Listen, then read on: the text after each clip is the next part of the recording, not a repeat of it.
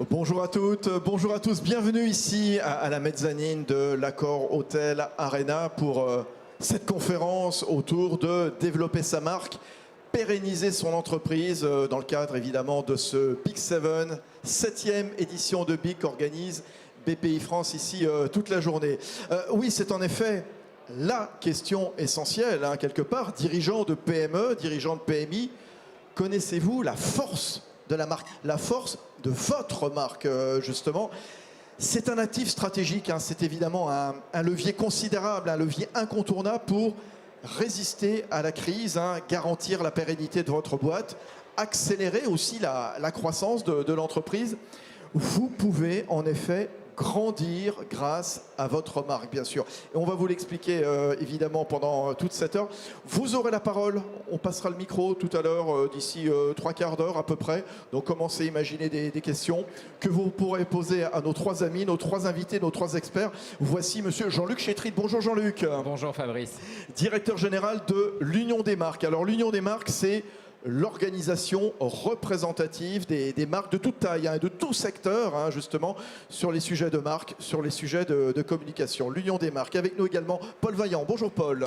Bonjour. Paul Vaillant, président de RSM France. RSM France, c'est le 6e réseau de conseil, d'audit, d'expertise. Vous avez 12 000 clients. Vous travaillez ensemble d'ailleurs, hein, avec Jean-Luc et l'Union des marques pour accompagner les ETI, les PME, pour les aider quelque part à construire des marques durables, responsables, valorisables grâce à un programme dont on parlera tout à l'heure, le programme Grandir. Emmanuel Robin-Teinturier. Bonjour Emmanuel. Bonjour. Emmanuel Robin-Teinturier, DGA de INLI, qui participe justement à ce programme Grandir. INLI, c'est la filiale du groupe Action Logement, dédié au logement intermédiaire, hein, on en reparlera. Le patrimoine d'INLI qui comporte environ 43 000 logements répartis dans les différentes communes franciliennes des zones tendues. Voilà.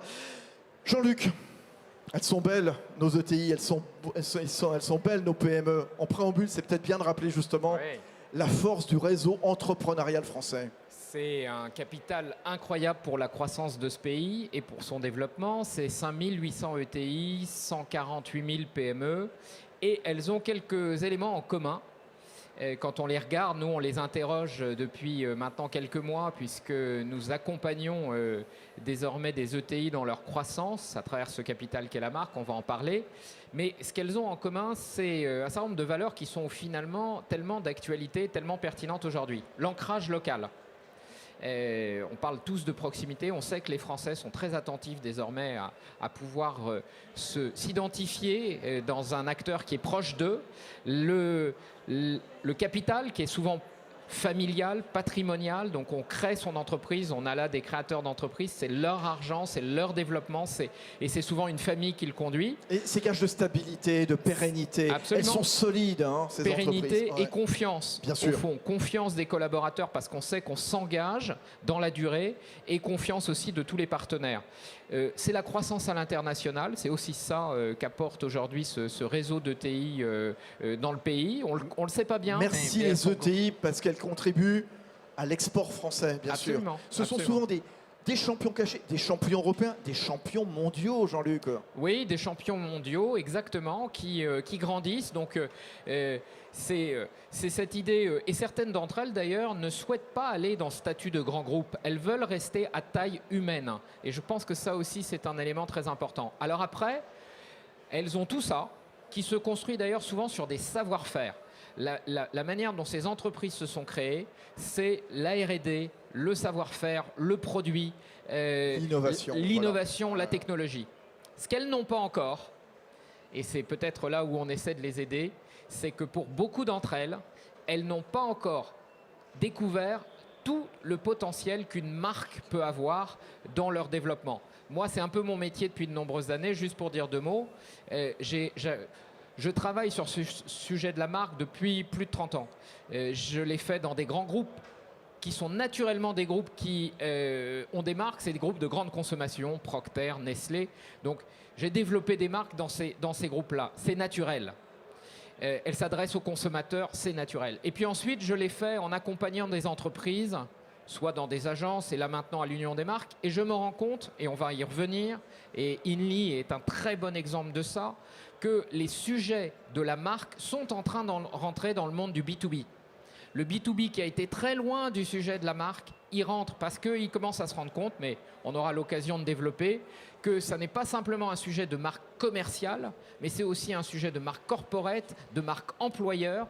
Quand on a, et vous le savez, cette guerre des talents qui est là, c'est une bonne nouvelle. C'est une bonne nouvelle. Moi, je dis c'est une bonne nouvelle. On a tellement eu peur que cette crise nous emmène vers un désastre social, au fond, qui est maintenant qu'on soit tous à se battre pour essayer de recruter. On partageait nos expériences, eh bien, c'est une bonne nouvelle. Mais donc, face à cette bonne nouvelle, la marque, elle va retrouver une importance absolument considérable. Alors, on va expliquer justement dans un instant et tout au long de cette conférence ici sur cette mezzanine, comment faire prospérer, développer cette marque. Paul Vaillant, racontez-nous votre propre expérience. En 2015, vous avez créé une marque commune unique donc au niveau du réseau international à partir de 6 cabinets et régionaux et parisiens justement pour créer RSM. C'est un nouvel acteur. Racontez-nous comment vous avez travaillé. Bon, j'ai presque honte de prendre la parole après Jean-Luc. Chère madame, il a tout dit, donc on pourrait peut-être passer directement aux questions, ce serait peut-être plus dynamique. C'est quand même très original d'avoir invité à cette table ronde un expert comptable, commissaire aux comptes, conseil, donc un professionnel libéral. Donc on se demande bien ce que je suis venu faire dans cette table ronde. En fait, l'originalité de mon parcours et de celui de mes associés, c'est qu'on était dans cette salle il y a quelques années, c'est-à-dire qu'on n'avait pas de marque et on n'avait pas d'entreprise. Nous étions des professionnels libéraux. On a décidé de s'allier, de s'unir pour former une entreprise, puis une ETI. Et on a en plus décidé de prendre une marque unique. Alors, c'est comme si vous demandiez à un médecin ou à un chirurgien d'opérer sous sa marque unique. Sa marque, c'est sa personne. Nous, les professionnels libéraux, on a toujours considéré que la marque, c'était nous. Quelle erreur! Et donc, en 2015, on décide... D'abord, on rentre dans un réseau international, puisque vous, les ETI, les PME qui sont ici, vous êtes toujours tournés vers l'international aujourd'hui. Il n'y a pas une société qui se crée aujourd'hui en France qui n'a pas cette vision internationale. Et donc, on décide de rejoindre un réseau international qui a 60 ans. Pour autant, ce réseau, c'était des professionnels libéraux sur 120 pays qui pratiquaient avec leur propre marque, voire même le nom des personnes physiques qui pratiquaient. On a décidé en 2015 de changer tout ça et de se dire maintenant, nous allons pratiquer notre métier sous une seule marque, RSM. En plus, ça ne veut rien dire, donc c'est formidable. Pratiquer ce métier sous une seule marque. Et subitement, on a changé de braquet. On est devenu une ETI, on a été consulté, on est devenu attrayant pour les emplois. On a des talents qui nous ont rejoints et qui sont restés parce que vous ne séduisez personne si vous lui expliquez que vous allez venir travailler chez vous. Donc il faut vraiment les mettre sous la bannière parce que c'est comme ça que ça fonctionne. Donc en fait, nous avons vécu exactement ce que vous êtes en train de vivre. Est-ce qu'il faut que je me transforme en ETI? Est-ce que je dois avoir une marque? Et quel est le cocktail gagnant? Depuis 2015, les associés qui ont fait ce choix-là en France, qui vous accompagnent d'ailleurs, par ailleurs, mais on l'expliquera tout à l'heure, pour implanter votre marque et développer vos entreprises, ils ont doublé leur chiffre d'affaires. Donc aujourd'hui, effectivement, nous avons plus de 1200 collaborateurs et pour 120 millions d'euros de chiffre d'affaires. J'ai l'impression que ça a été assez vite quand même, cette histoire, non, 2015, 2021. Voilà. Donc, je vous garantis, ça n'est que ça, c'est perdre son identité personnelle, décider de travailler collectif, devenir attractif et d'être repéré par le milieu des affaires par une seule marque. Et alors, c'était particulièrement prétentieux puisque cet écosystème qui est l'écosystème du conseil pour la finance ou la comptabilité était déjà extrêmement bien réparti entre 4 leaders internationaux dont je tairai le nom parce qu'on ne va pas faire de publicité pour des marques qui ne sont pas présentes ici. Mais, chacun les a en tête. Et donc on a décidé, nous, de dire on va les concurrencer, nous, ETI, et on va cibler nos conseils de la même niveau de qualité, voire plus, pour les petites entreprises et les ETI qui sont les ETI qui portent en définitive la puissance économique de notre pays. Oui, alors, très intéressant, on a vu comment c'est allé vite, finalement, cette marque jeune qui est RSM. Parlez-nous de vous, Emmanuelle Robin-Teinturier, donc directrice générale adjointe de Inly, In comme innovation, Li comme logement intermédiaire. Alors ça vient d'où? C'est né comment cette histoire? Alors, Inly est né en 2017 de la fusion de 4 entités qui faisaient déjà du logement intermédiaire. C'est une filiale dédiée du groupe Action Logement, groupe qui lui-même a une certaine notoriété, qui est plus connu sous le terme du ex 1% logement. Donc je pense qu'on vous parle d'Action Logement, vous ouvrez parfois des grands yeux. Le ex 1% logement, vous savez de quoi on parle. En 2017, donc le groupe Action Logement a choisi de réunir sous une seule entité 4 entités qui avaient à peu près 50 ou 60 ans d'âge chacune. Et donc la création de la marque Inly, de l'entreprise Inly, a été le moyen de réunir tous ces collaborateurs qui arrivaient d'horizons différents, même s'ils faisaient exactement la même chose, sous une ombrelle commune. Et donc ça a permis de créer des équipes unifiées, de créer un produit unifié, d'avoir une certaine notoriété puisque on n'allait plus voir les maires, les promoteurs en ordre dispersé mais sous une seule bannière. Donc tout ça a permis de nous installer dans le paysage, de pouvoir remplir notre plan de développement, puisqu'on a un plan de développement qui est pour le moins ambitieux, avec la construction, la production de 80 000 nouveaux logements intermédiaires en Île-de-France, à horizon de 10 ans. Donc ce qui est relativement difficile à tenir. Et puis ça nous a permis aussi d'avoir une visibilité auprès de nos partenaires financiers, de nouveaux partenaires financiers, puisque ces 80 000 nouveaux logements, il faut les financer, ça coûte 18 milliards d'euros. Est-ce que clairement ça vous a permis de, quelque part, re-raconter une histoire? Complètement. Ouais. Complètement, puisqu'en même temps, on est passé d'une logique de B2B à une logique de B2C. Puisqu'on a mis en place une plateforme de commercialisation, de location, un peu sur le modèle de ce que font des agences, ce à quoi tout le monde est habitué quand il cherche un logement. Alors qu'auparavant, on avait un système de commercialisation qui passait par les entreprises cotisantes.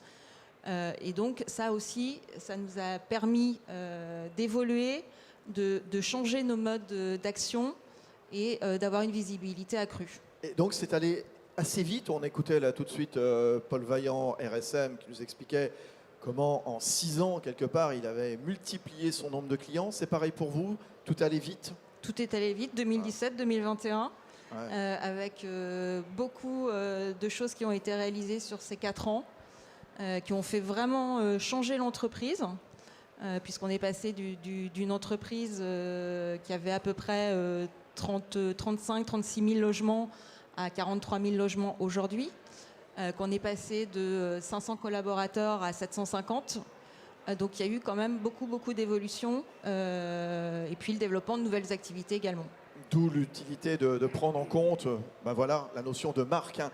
Jean-Luc, pourquoi cette notion n'est pas assez prise en compte par les PME, par les ETI? Bon, alors je crois d'une part parce que dans l'univers des PME, des ETI, on a une proportion d'entreprises qui sont dans le domaine du B2B qui est très importante. Et en effet, dans le B2B, le focus a été sur la construction du savoir-faire et la commercialisation. C'est-à-dire qu'on sait très bien, une entreprise n'existe pas sans ses clients. Donc évidemment que dès la création de l'entreprise, on se pose la question de comment on adresse ses clients. Mais la façon dont on adresse naturellement ses clients, particulièrement dans le domaine du B2B, c'est le bouche à oreille, ce qu'on évoquait tout à l'heure. Les clients venaient quasiment tout seuls. Hein. On crée une offre de service, cette offre de service plaît à un certain nombre de clients et par le bouche à oreille assez naturel, ça se développe. Donc, derrière, le travail sur la marque, et Paul y faisait référence, Emmanuel aussi, au fond, il n'était pas indispensable puisque finalement, la marque, c'était chaque individu qui la portait. Les choses changent pourquoi? Les choses changent parce que déjà que le bouche à oreille change de nature. Et l'accès au marché s'est transformé. Il s'est transformé par ce sujet très important qui est quand même la transformation digitale. Hein, on évoque la transformation digitale, c'est quand même un levier extrêmement important de changement pour les entreprises. C'est que d'un seul coup, le bouche à oreille, il s'organise. Je prends dans mon petit village en Provence, la moindre pizzeria, le moindre restaurant se dit maintenant, j'ai mon compte Instagram, je publie mes photos parce que le bouche à oreille ne suffit pas. voire même, c'est pas simplement qu'il suffit pas, mais il y a une opportunité incroyable de croissance si je commence à me faire connaître et si je commence à avoir des gens qui me suivent et qui s'intéressent à moi. Donc au fond, ce qui arrive sur la petite pizzeria de mon village, c'est ce qui arrive dans toutes les entreprises de France, cette idée que, au fond, grandir peut se faire en accélérant sa présence, et sa présence dans les réseaux sociaux, c'est une chose, mais au fond, pour être présent, il faut un étendard, il faut un drapeau. Et ce drapeau, c'est la marque. Le drapeau qu'on plante, qui dit, voilà qui je suis, voilà à quoi je crois, voilà mon point de différence. Et ce drapeau, une fois que je l'ai planté, eh bien, je peux le faire connaître. Si je n'ai pas de drapeau, comment je fais pour me faire connaître? Donc je crois que ça, c'est vraiment le point clé qui est en train de monter, pas encore suffisamment à mon goût, hein. Je ne cache pas, on interroge, Natalia Bella qui travaille avec moi, ce matin interrogeait 6 patrons de TI, justement pour les questionner sur ces sujets. Et on voit que, ils y viennent. Paul pourra en parler, ils y viennent, mais ils ont encore un peu de réticence. Parce qu'ils ont souvent tendance à dire, mais ça c'est un sujet de marketeurs, de communicants. Au fond, c'est de la dépense. Hein. On est dans un pays qui a souvent considéré que la communication, le marketing était une dépense, pas un investissement. D'où la nécessité et le plaisir qu'on a à travailler avec RSM. Avant, on mettait la stratégie entreprise et pas forcément la stratégie de la marque. Et voilà. Et moi, je suis très attentif à ça. Fabrice, vous venez de toucher un point très, très important. La marque, ça n'est pas juste un sujet commercial ou de positionnement. La marque, elle s'inscrit dans une stratégie d'entreprise. La raison d'être, hein, qui est aujourd'hui une obligation par la loi Pacte, ça ne doit pas être une obligation. C'est au fond définir sa mission, son rôle. Parfois c'est bien fait, parfois c'est pas bien fait. On pourra y venir. Parce que toutes les entreprises ne peuvent pas changer le monde. Chacune, modestement, peut peut-être participer d'un petit bout, mais certaines raisons d'être, justement, sont beaucoup trop larges et ensuite ont du mal à s'ancrer dans un vrai bénéfice, parce qu'au fond, une marque, ça apporte un bénéfice à un client. S'il n'y a pas de bénéfice, il n'y a pas de marque. Et donc ce travail-là, le travail de bien ancrer la marque dans la stratégie de l'entreprise, c'est vraiment la première des actions, mais je crois qu'on aura peut-être l'occasion, et puis peut-être que Paul et Manuel ont envie de réagir par rapport à ce que j'évoquais. Vous pensez, Paul Vaillant, que si on n'a pas de marque... J'allais juste faire un clin d'œil comptable. La marque, au même titre que la richesse humaine, souffre de maltraitance comptable en France. Pourquoi? Et nous sommes tous complices collectivement, parce que si vous regardez vos bilans, où est la marque et où est la richesse de vos équipes? Elle n'est pas inscrite dans vos bilans. Et donc, vous mesurez le chemin qu'on a à faire culturellement, puisque depuis toujours, on a considéré que l'humain, la richesse de l'humain et la richesse de la marque, on n'avait pas la photographier dans les informations comptables et financières. Bon, c'est un clin d'œil. Non, c'est un clin d'œil, mais important, justement. Surtout quand on parle de la marque, qui est un actif essentiel, un actif stratégique. Sans marque, on n'existe pas, Paul? Alors, bien entendu que sans marque, on existe. Donc, dans cette pièce, il y a forcément des acteurs, des entrepreneurs qui ont peut-être une marque inconnue ou peut-être pas du tout de marque. On existe, mais on hésite je crois que vous disiez tout à l'heure, Jean-Luc, que c'était du bouche à oreille. On existe dans un tout petit périmètre, et à l'ère de la mondialisation et des outils technologiques, c'est quand même... péché pour un chef d'entreprise de ne vouloir exister que dans son village du sud de la France, si j'ai bien compris. Et donc, bien sûr, vous existez, mais vous vous coupez d'un élément accélérateur extraordinaire et qui n'est pas très cher. Et c'est ce qu'on essaye de faire avec Jean-Luc quand on conseille nos clients, c'est de dire mais ça ne coûte pas cher, c'est juste qu'en France, contrairement aux pays anglo-saxons, on n'investit pas sur le conseil, on n'investit pas sur la marque.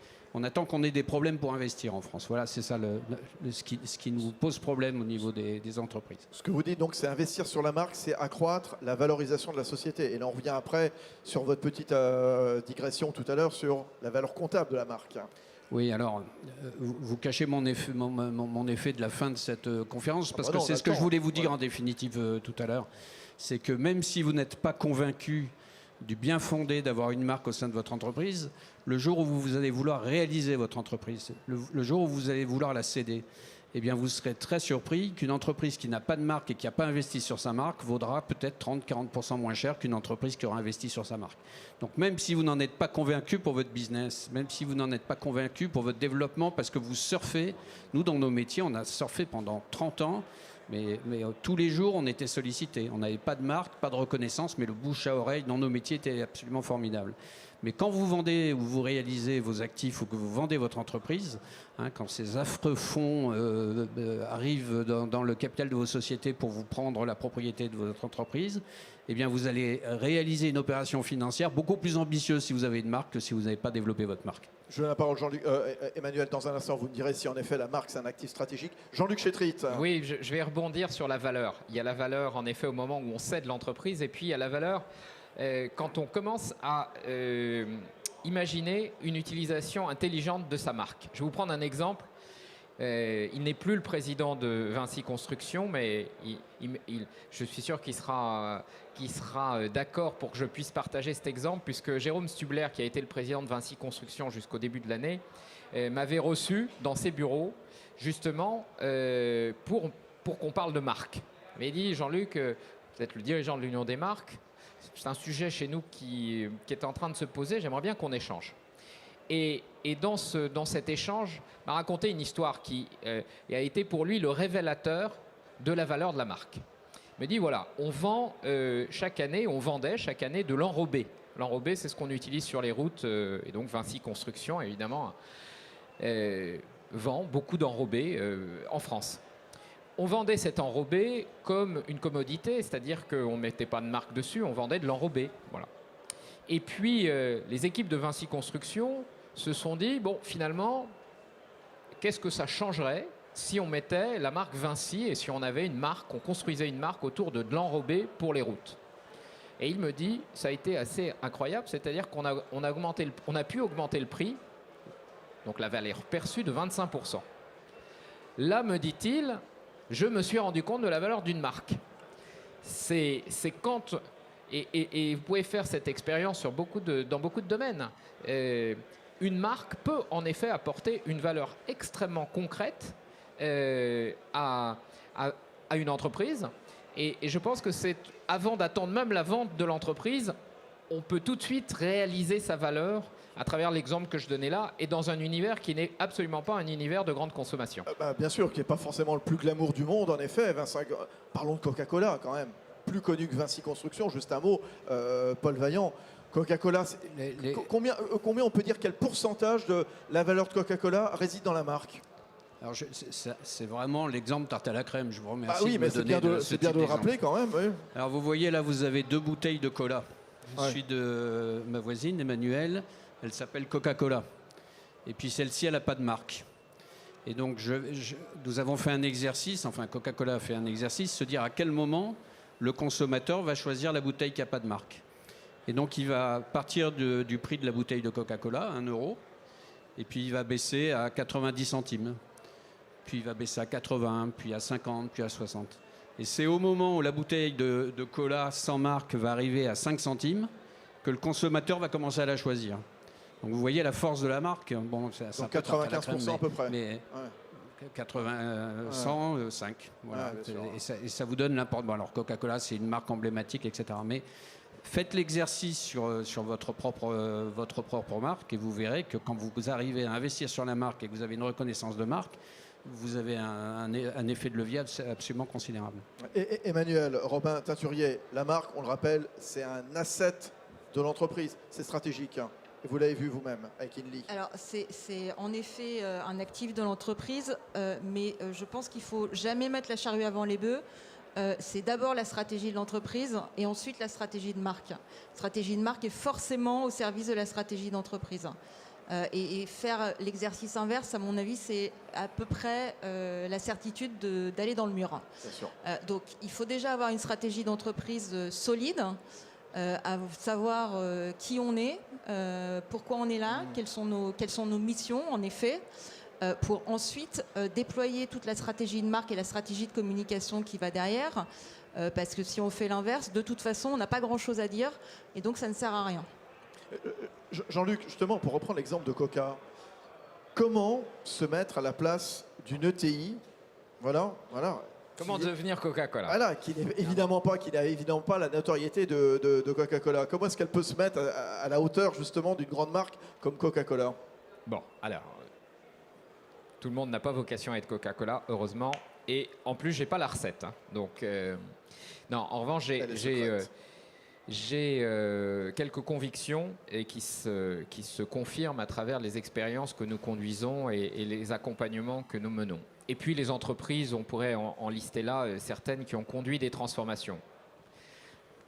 Manutan, prenez un exemple. Voilà Manutan. Manutan, je ne sais pas si tout le monde connaît, ils font de la fourniture de... C'est un catalogue de vente de matériel. de à matériel distance. pour les collectivités, pour les professionnels. Des Ils ont commencé armoires, des classeurs, par de la plein de choses. VPC. Voilà. Oui, exactement. hein, et ils étaient avec leur bon catalogue, hein, papier.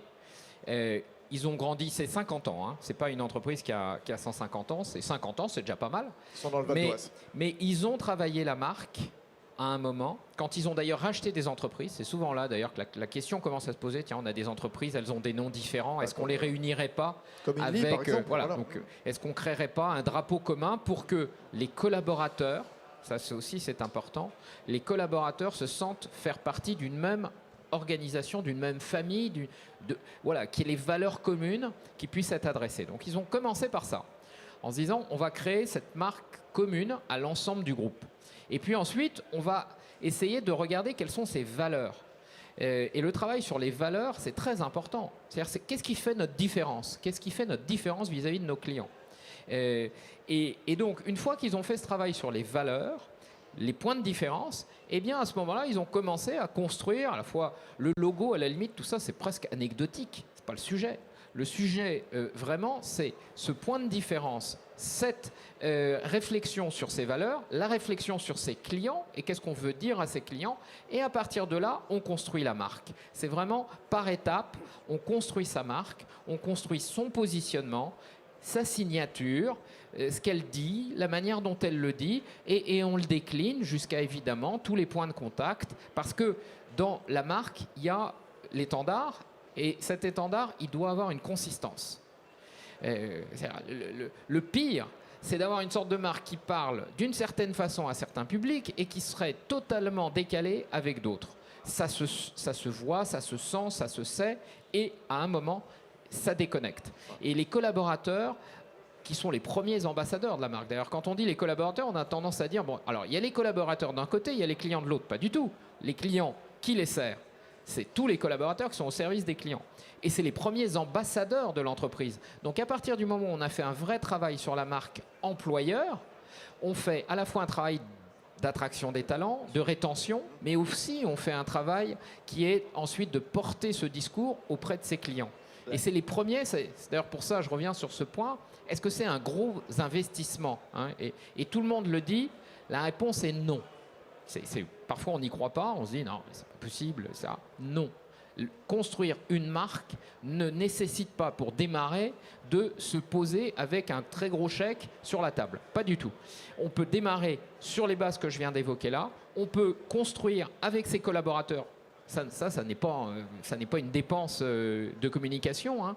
Il n'y a pas besoin de médias pour développer une marque. On peut la développer tout à fait en s'appuyant sur ses assets propres.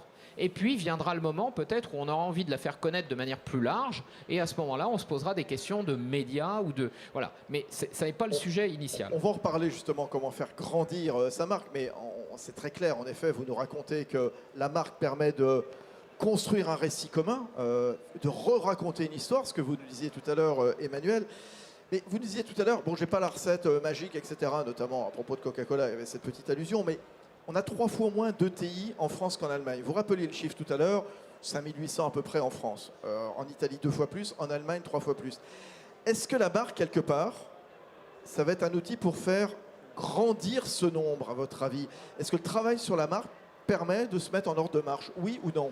C'est une conviction. Oui. Après, je prétends pas que c'est la seule raison, mais je pense, comme pour l'avoir indiqué tout à l'heure, que notre capacité, nos savoir-faire ne sont pas équivalents à nos faire-savoir. Notre faire-savoir français est plus limité que d'autres par rapport à ce savoir-faire qu'on a su construire dans ce pays. La BPI participe de cet effort collectif de... Allez, on sort, Paul Vaillant évoquait le fait qu'on sort des frontières, donc ça y est, il faut sortir des frontières françaises, ça y est, je crois que ça c'est acquis.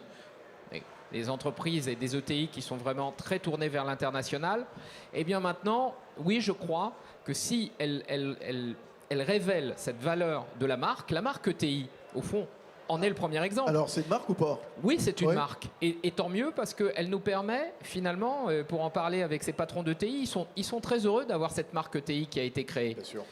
Parce qu'elle leur permet d'attirer des talents. Elle est, par rapport à tous leurs partenaires, on ne parle pas des banques. Ici, nous sommes quand même la banque d'investissement. La marque ETI, elle a aussi une valeur par rapport à tous ses partenaires quand on est une entreprise. Donc, moi, je pense que c'est un levier qui est en train de se développer, mais il est encore plus faible par rapport à d'autres pays, ça c'est sûr, et on a beaucoup de travail à faire sur ce domaine. Levier incontournable pour résister à la crise, Paul Vaillant, RSM. Et Emmanuel, Pardon, ensuite, prend la j'ai pas parole. entendu parce qu'il y avait du bruit. Je voulais juste réagir, c'est que la marque ETI, c'est aussi un label. Et nous, quand on a décidé de passer dans une taille supplémentaire pour arriver vers l'ETI, ce n'était pas pour faire plus de chiffre d'affaires ou plus de collaborateurs, c'était bien pour atteindre un label qui nous permette d'apporter à l'ensemble des PME pour qui on travaille et pour les ETI pour qui on travaille, toute la panoplie de services au plus haut niveau. Donc je voulais juste intervenir là-dessus. ETI, c'est à la fois une marque et c'est une marque et un label. Voilà. Par contre, j'ai pas entendu votre question. Ah bah non, mais la question pour enchaîner sur ce que disait Jean-Luc, c'est un levier incontournable vraiment pour aller faire face à la crise, pour grandir justement. Alors, la marque, elle a... Bon, d'abord, peut-être aussi sur le coût ou l'investissement, c'est toujours trop cher. Et quand on discute avec les équipes de l'Union des marques et qu'on sert nos clients en collaboration, c'est la première réaction du chef d'entreprise, c'est est-ce que je dois mettre 1 euro sur cette histoire de marque ou est-ce que j'ai plutôt intérêt à le mettre dans le développement de mon produit ou autre. Et ça, c'est un jeu compliqué, c'est un jeu stratégique compliqué sur lequel il faut absolument que vous fassiez accompagner parce que vous n'avez pas suffisamment de recul ou pas assez d'échanges pour pouvoir positionner en définitive où est-ce que vous devez dépenser de l'argent. Alors, la marque en période de crise, alors, si je regarde cette période de confinement là, depuis mars 2020, nos clients qui s'en sont le mieux sortis, la meilleure résilience, pour prendre le terme à la mode, ce sont indéniablement les entreprises qui avaient des marques. Pourquoi ? Parce que vos clients, que ce soit en B2C ou en B2B, quand le climat devient compliqué, quand il y a perte de confiance, eh bien, ils ne se ressentent pas sur le bouche à oreille, ils se ressentent sur les valeurs qui donnent, sur les valeurs qui donnent la confiance. On discutait ce matin avec l'équipe de l'Union des marques. On disait, mais en définitive, vous tous dans cette salle, tous les chefs d'entreprise qu'on rencontre ici, ils ont un problème, c'est comment inspirer la confiance. Je suis une start-up, comment je vais donner confiance sur mon produit? Comment est-ce qu'on va choisir mon produit? Comment est-ce que les grandes marques vont accepter de référencer mon produit?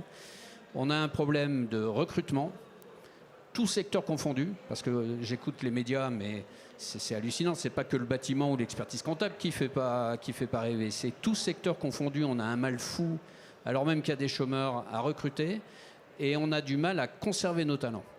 Et la marque, elle contribue aussi à répondre à ces 3 critères qui nous mettent dans les entreprises, et c'est pas que la France, hein, dans les entreprises européennes ou mondiales, ces 3 critères qui nous posent de grandes difficultés aujourd'hui. Emmanuel Robin-Teinturier, ce bouche à oreille, justement, comment vous avez fait grandir votre marque? Comment est-ce que vous avez travaillé sur votre marque? Ça a été quoi, Inly, à partir du moment où vous l'avez créé en 2017?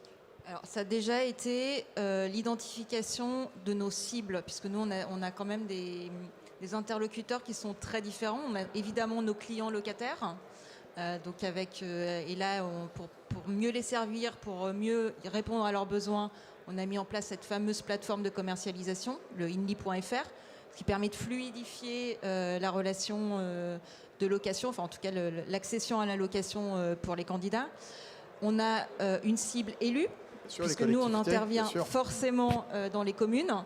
On doit construire et développer des logements dans les communes les plus tendues d'Île-de-France, donc celles où où il y a le moins de logements et le plus de demandes. Donc il faut aller convaincre les élus, soit de nous accorder des permis, soit d'accorder des permis aux promoteurs avec lesquels on travaille, ce qui en ce moment n'est pas une mince affaire. Donc la marque est aussi un élément de réassurance.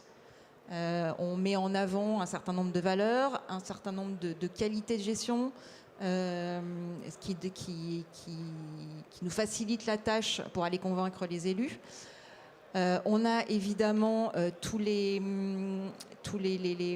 leaders d'opinion, puisque nous, on a besoin... Enfin, un des travaux pour faire connaître la marque, ça a aussi été d'investir en relations presse. Alors, on a la chance d'avoir un président qui a un petit peu accès à la presse, puisqu'il s'agit de Benoît Apparu. Ancien ministre, ancien maire de Châlons. Non, toujours maire de Châlons. Ah, il est toujours maire de Châlons, Oui. d'accord, il fait les deux. Donc en ayant un étendard comme Benoît Apparu, l'accès à la presse nous a été quand même largement facilité. Mais encore faut-il, là aussi, avoir des choses à raconter à la presse. Bien sûr, bien sûr. Et on travaille quoi sur les réseaux sociaux aussi Alors, on fait un peu de réseaux sociaux. On a démarré depuis à peu près 2 ans. On est en train de muscler notre présence sur les réseaux sociaux. Donc, on est plutôt sur... Lesquels, par exemple, on est sur Twitter et sur LinkedIn. Bien, d'accord. Puisque là aussi, à travers ces réseaux sociaux, on s'adresse essentiellement à des professionnels.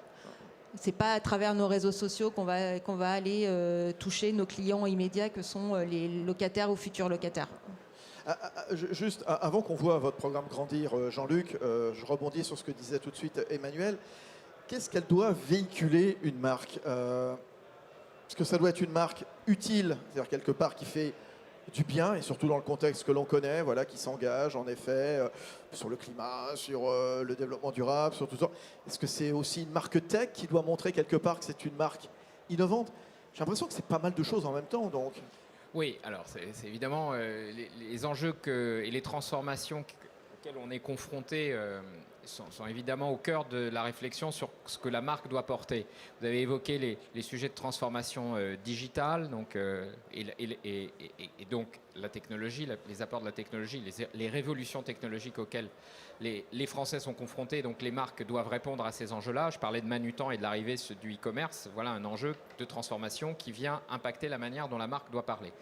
Mais évidemment, aujourd'hui, les enjeux de transformation durable. Qu'est-ce que c'est que les enjeux de transformation durable? On attend tous, le sujet est quand même au cœur des réflexions des uns et des autres, que vont faire les entreprises, que vont faire les marques sur les sujets de réchauffement climatique. Quelle est l'action? Quelle est la contribution?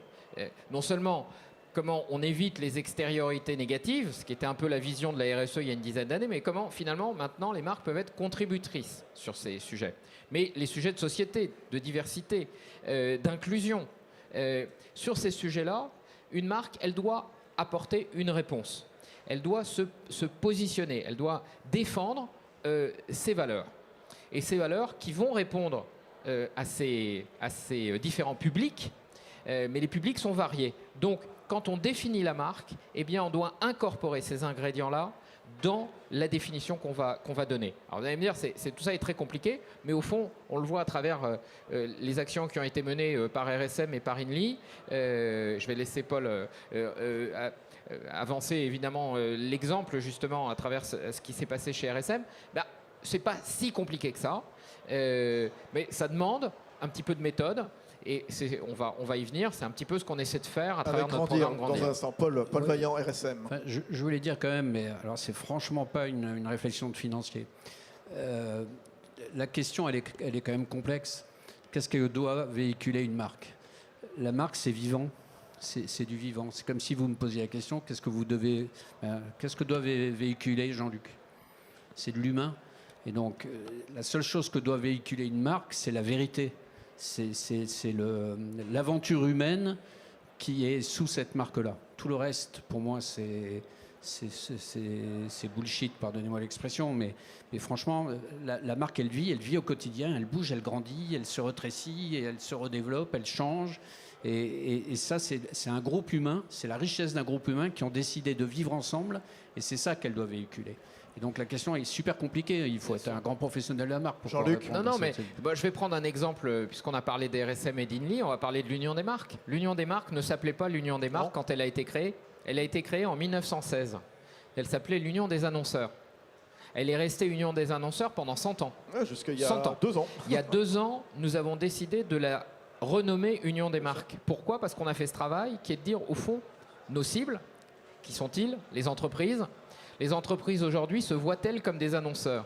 J'ai travaillé 10 ans chez Procter. Je ne me suis jamais vu comme un annonceur. J'avais des marques que j'essayais de développer et quand des médias venaient me voir, on m'appelait l'annonceur parce que j'achetais de l'espace publicitaire dans des médias. Ou des agences venaient voir en disant c'est le client, c'est l'annonceur. Bon, enfin, j'étais un client et j'avais des marques. Et au fond, les transformations digitales auxquelles on est confrontés, elles nous ont conduit à dire, finalement, les marques, et c'est ce qu'elles nous disent, on a demandé à nos adhérents, mais vous êtes quoi au fond? Vous êtes des annonceurs, vous avez des marques que vous avez envie de développer? La réponse est venue assez naturellement de nos clients, pas des clients, c'est des adhérents, on est association à but non lucratif, donc pas tout à fait pareil, parce qu'on vit que des cotisations de nos adhérents. Eh bien, ils nous ont dit, on est des marques. Et donc, on est devenu l'union des marques assez naturellement. Et ce faisant, on a essayé de travailler toute notre proposition, tous nos services, toute notre offre pour dire, non seulement on devient l'union des marques, mais qu'est-ce que ça veut dire ensuite en termes de services qu'on va apporter à nos adhérents? Alors justement, ce service vis-à-vis de vos adhérents et vis-à-vis de ces PME, ces ETI, comment faire grandir les marques? C'est quoi ce programme Grandir que vous avez lancé il y a quelques mois, Jean-Luc Chétrit? Qu'est-ce que vous voulez raconter aux ETI au travers de ce programme? Bon, on est parti du constat qu'on vient de partager ensemble depuis quelques minutes. C'est le sujet est là. Les entreprises ont une opportunité extraordinaire de croissance par la marque. Comment faire, hein? On a beaucoup dit pourquoi il faut le faire, qu'est-ce que ça apporte, quelle valeur, etc. J'ai dit à plusieurs reprises, c'est simple. Bon, comme tout, c'est simple, mais enfin, il faut quand même avoir un peu de méthode pour le faire. Donc, ce qu'on a essayé de faire, c'est justement apporter de la méthode. Et donc, on a dit, on a énormément d'outils et de savoir-faire à l'Union des marques. On accompagne beaucoup de marques, historiquement plutôt des très grandes. Puis, petit à petit, des entreprises plus petites sont venues nous voir. Et puis, à un moment, on s'est dit, mais petites ou pas, il y a un certain nombre de questions qu'elles peuvent se poser quand elles sont en train d'approcher ce sujet de la marque. Et donc, on a essayé de faire quelque chose d'assez simple en disant, on va faire un diagnostic. C'est-à-dire que le plus simple, plutôt que de vous dire, un peu comme le médecin, avant de faire la prescription, c'est de savoir un petit peu ce que pas le malade, mais le patient, en tout cas, va venir, a besoin de développer en priorité. Donc, on fait un diagnostic des marques, des entreprises, en l'occurrence, et de leurs marques, parfois plusieurs marques, parfois une marque, hein, parce qu'on a parlé de marque au singulier, mais évidemment, le sujet, c'est un sujet pluriel. On fait un diagnostic, et puis ensuite, on propose un accompagnement qui est à la fois en partie personnalisé, mais en partie collectif, sur la base des priorités qui auront été identifiées. Vous savez, il faut faire les choses simplement. C'est-à-dire qu'on ne se dit pas on va traiter tous les grands sujets en une seule fois. On prend une ou deux priorités. Mais après, Emmanuel pourra en parler. On prend une ou deux priorités en accord avec l'entreprise et ensuite on essaie de les aider sur ces priorités-là. Et on fait quelque chose auquel on croit, nous, à l'Union des marques, c'est-à-dire qu'on n'est pas un cabinet de conseil. On n'est pas là pour faire du conseil personnalisé et individualisé de façon exclusive. Sinon, on s'appellerait cabinet de conseil. On est une association d'entreprises et donc on croit à la force du collectif. On croit que le partage d'expériences, on croit que le fait de travailler les uns avec les autres, de se connecter, ce que vous faites là, d'apprendre des autres, eh bien, c'est une valeur. Et moi, je crois que cette valeur, elle est en train de monter dans la société, ça tombe bien. Et donc, on fait de façon collective, c'est-à-dire qu'on organise des formations qui sont collectives et du réseau. On essaie petit à petit, au fur et à mesure que le programme grandit, eh bien, on va faire grandir aussi ce réseau de gens qui ont envie de partager ce qu'ils ont fait et peuvent apprendre les uns des autres. Voilà un peu le programme. Je vous donne la parole dans un instant, Emmanuel. Vous allez nous raconter justement, puisque vous faites partie du programme Grandir, ce que ça vous a apporté. Dans 2 minutes, je passerai parmi vous si vous avez des questions pour Emmanuel, pour Pascal, pour Jean-Luc, hein. Préparez-vous. Emmanuel, Romain Taturier, ce programme Grandir, qu'est-ce que vous y avez trouvé? Alors, on a déjà trouvé, en effet, à travers le diagnostic, un moment pour se reposer un certain nombre de questions sur notre marque, pour reposer sur le papier quelles étaient nos forces, nos faiblesses, et dans quelle direction on avait intérêt à aller en priorité, pour pouvoir toucher justement toutes ces cibles que je vous ai déjà citées.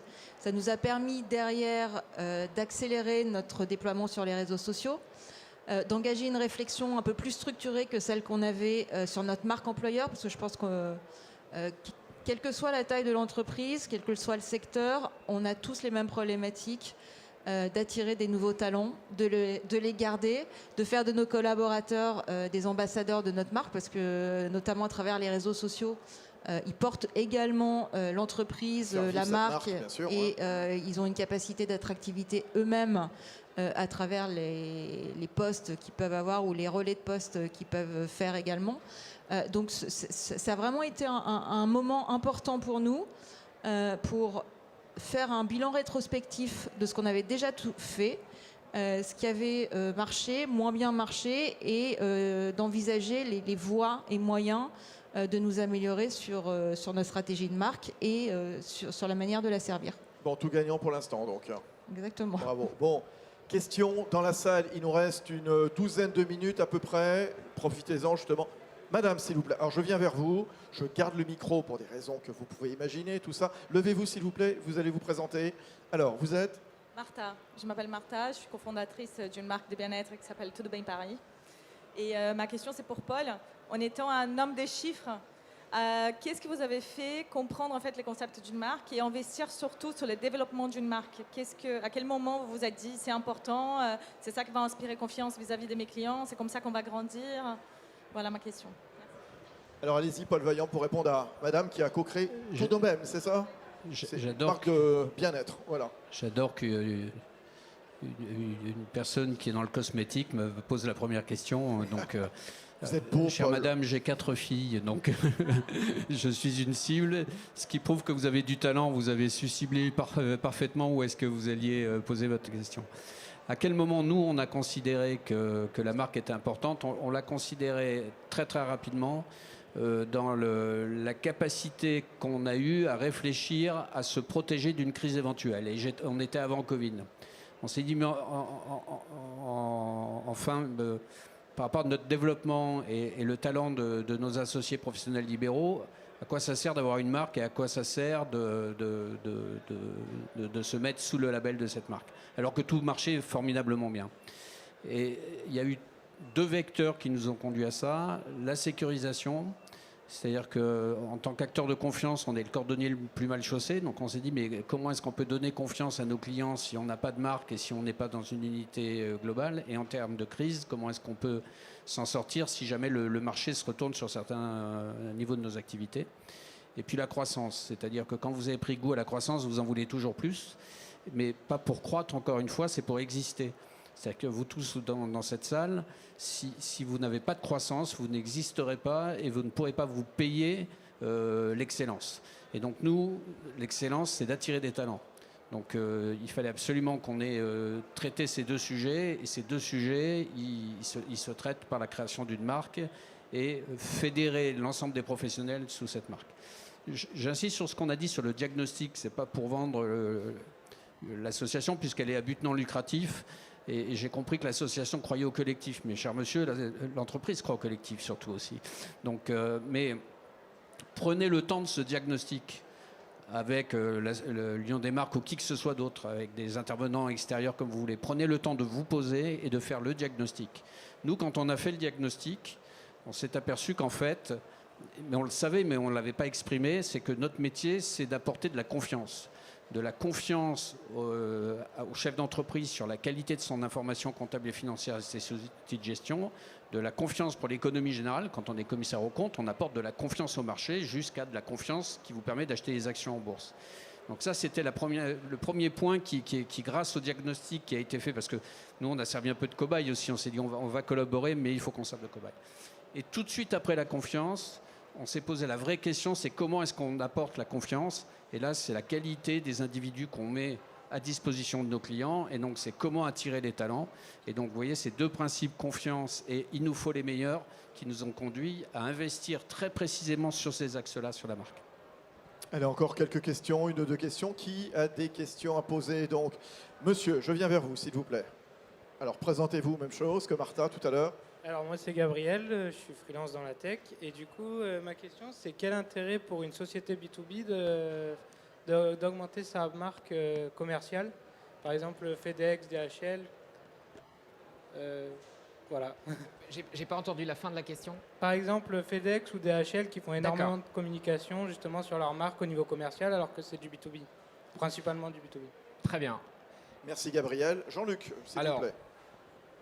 Déjà le fait que FedEx ou DHL, vous les citiez, ça donne une des explications de la raison pour laquelle ils ont investi sur leur marque.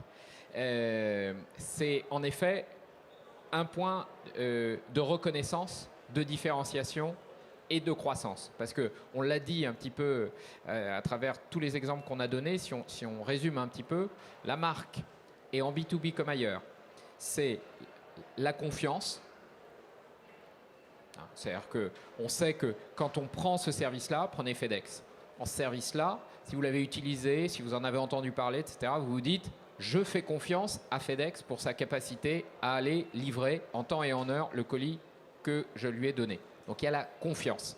Et c'est la marque qui le donne. Un peu comme sur la bouteille, c'est-à-dire que je prends quelqu'un à qui je dis bah, « va me livrer ça », j'en sais rien. Alors que FedEx, normalement, j'ai plutôt confiance. D'ailleurs, la confiance, elle est confortée par le service client, par la capacité, et on peut prendre une autre marque qui s'appelle Amazon, qui a construit totalement sur l'expérience client la confiance de ses utilisateurs. Donc la confiance. Et puis après, il y a cet élément extrêmement important de la marque qui est la différence. Et c'est normalement là où la valeur se crée, c'est la différence. C'est-à-dire en quoi, et RSM en l'occurrence l'expliquait, nous, on apporte. On est une ETI au service des ETI. C'est ça notre point de différence. On n'est pas le grand groupe qui vient vous voir et qui vous dit comment il faut faire. On va être comme vous. Enfin, si je peux me permettre de le dire comme ça, on va être comme vous et on va vous aider. Et ça, d'un seul coup, on l'identifie dans la marque RSM. Quand on connaît RSM, il faut que ça développe la notoriété. Mais en tout cas, la marque, elle peut porter ça, c'est cette différence. Donc quand on a la confiance plus la différence, on a au fond la recette pour arriver. Et en B2B comme ailleurs, c'est les mêmes choses, hein. C'est le même levier. Confiance, différence, ça c'est des leviers pour créer une marque. Et ensuite en B2B, eh bien oui, ça a une valeur de plus en plus importante. Qui a encore une question à poser? Il nous reste encore quelques minutes. Oui, monsieur. Alors, je vous tends le micro s'il vous plaît. Donc, Mickaël, cofondateur de To The Bank Paris. Donc, moi j'ai une question au niveau de l'actif. On ne peut pas enregistrer la marque, donc on ne peut pas amortir la marque. Mais dans d'autres pays, c'est possible. Pourquoi pas en France? On revient sur les questions comptables. Merci, Mickaël. Allez-y. Donc, Paul Vaillant. Alors, c'est possible si vous choisissez un référentiel de présentation de compte international qui, à la taille de votre entreprise, serait extrêmement prétentieux parce que c'est un coût. C'est une espèce d'anomalie culturelle du droit français et de la comptabilité française. Ça pourrait changer? Oui, ça pourrait changer. On peut réévaluer, on peut faire des réévaluations. Et d'ailleurs, le gouvernement a donné la possibilité pendant cette crise de faire des réévaluations d'actifs sans fiscalité. Donc on est en train de bouger, on est en train de migrer. Mais gageons que très très rapidement, les entreprises vont valoriser leur marque à l'actif de leur bilan. Et de façon, mais là, elles sont obligées de le faire de façon régulière, c'est-à-dire que chaque année, il faudra redonner une valeur, ce qui est formidable, ça donnera du boulot aux experts comptables. N'est-ce pas? Allez, encore une ou deux questions, et puis on va se dire au revoir dans un instant. Qui veut encore interpeller Jean-Luc, Paul ou Emmanuel? Non? Alors, juste une petite question encore. Une marque, ça, on peut la faire grandir. Est-ce que parfois une marque meurt? Est-ce que parfois il faut changer la marque? Est-ce qu'il y a un besoin à un moment de se dire bon, on n'y arrive pas pour des tas de raisons? Qu'est-ce qu'on peut dire ça, Jean-Luc? Oui, j'ai pris l'exemple de l'Union des marques qui a changé de nom. Totalement, oui, voilà. je pense, bien sûr, vous avez raison. Beaucoup d'exemples d'entreprises qui ont décidé de changer leur dénomination, RSM. Hein, les trois qui sont là ont changé leur dénomination. Donc à un moment, vous voyez bien que ça s'incarne. Alors, il y a des marques qui sont centenaires. Et vous voyez, on n'imagine pas Coca-Cola un jour changer de nom. Non, je crois que la question se pose quand il y a suffisamment d'éléments dans la proposition de valeur qui ont changé et qui nécessitent un nouveau nom. Voilà. On le fait rarement. C'est-à-dire que je pense que moi, je l'ai fait, j'ai eu cette chance. Ouais, je trouve que c'est une chance finalement de transformer Union des annonceurs en Union des marques. Je pense que si nous existons encore dans 100 ans, je ne suis pas sûr qu'on change de marque tous les ans ou tous les 10 ans, voire même peut-être. Il faut l'installer parce qu'une marque, ça s'installe, ça prend du temps. Et puis, c'est un coût extrêmement important que d'en changer. Bon, à notre échelle, c'était relativement modeste. Donc, on ne le fait quand c'est absolument indispensable. Voilà. On ne change l'étendard que quand vraiment... alors, ça a pu arriver sur des marques qui avaient été très attaquées, hein, parce que là, on parle de changements plutôt positifs. Voilà, et volontaires. Voilà. Bon, il y a des cas où la marque a été très il y avait attaquée. rien qui vous poussait. Il y a 2 ans, vous auriez pu le faire. Un accident, dans 3 ans, un problème industriel, etc. Là, à ce moment-là, on se pose d'autres questions et on est obligé de... Voilà, mais je vais prendre un exemple très positif de changement de marque. Enfin, je trouve, hein, après ça va peut-être faire polémique, hein, mais moi je le trouve très positif. C'est Total. Oui. Total, qui est une marque qui est là depuis très longtemps, combien d'années, qui décide de devenir Total Énergie. Bon, bah là on voit bien ce que j'évoquais, c'est-à-dire que c'est une rupture presque de modèle, qui est de dire finalement j'ai vendu du pétrole pendant des années, j'en ai extrait, j'ai un produit et je commercialisais. Eh bien, l'avenir n'est plus le pétrole. L'avenir, c'est je vais produire de l'énergie. BP, pour ceux qui s'en souviennent, s'appelait British Petroleum et avait changé il y a une quinzaine d'années en devenant Beyond Petroleum. Donc ils avaient déjà, ils avaient gardé BP, mais ils avaient changé le sens de leur logo. Et bien là, je pense que le changement de nom de Total Energy, c'est la bonne illustration de, il y a une rupture, il y a une vision, il y a un projet d'entreprise. Et ce projet d'entreprise, eh bien, il peut s'incarner dans une nouvelle marque. Allez, un mot chacun pour terminer. Paul Vaillant et ensuite Emmanuel Robin-Teinturier. Pour rebondir sur ce que vous venez de dire, on ne change pas de marque par plaisir. On ne change pas de marque pour changer de couleur, ça n'a aucun sens. Et là, vous avez 3 exemples de changement de marque.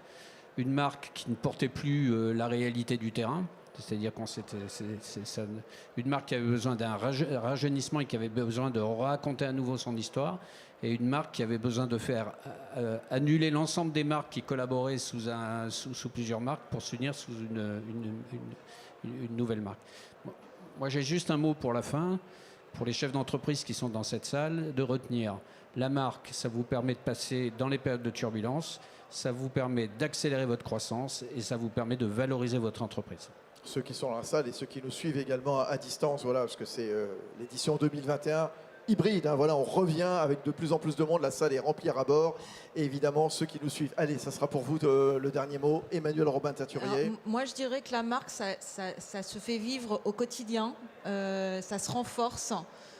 Parce que si on n'utilise pas de nouveaux vecteurs pour notre notoriété, pour la preuve de la qualité du service ou de la production qu'on apporte, une marque n'a finalement pas grande valeur.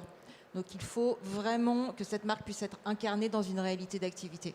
Tout juste, voilà. Bon, allez, Grandir, on s'enseigne où pour adhérer à Grandir, Jean-Luc? Uniondesmarques.fr. Et puis sinon, sur les réseaux sociaux, LinkedIn, Twitter, etc., partout. vous nous écrivez, on est là. Tout est là. Bon, merci en tout cas. Tonnerre d'applaudissements, mesdames, messieurs, pour Jean-Luc Chétrit, Emmanuel Robin-Teinturier et Paul Vaillant. Paul Vaillant, donc, à la tête de RSM France. Emmanuel Robin-Teinturier, DGA de Inly, qui participe donc au programme Grandir. Et puis Jean-Luc Chétrit, l'homme du programme Grandir, à la tête de l'Union des marques. Voilà, c'est terminé pour cette conférence que vous pourrez revoir, bien entendu. Je vous souhaite une bonne journée. Il y a d'autres conférences ici, évidemment, à l'intérieur de l'Accor Hotel Arena.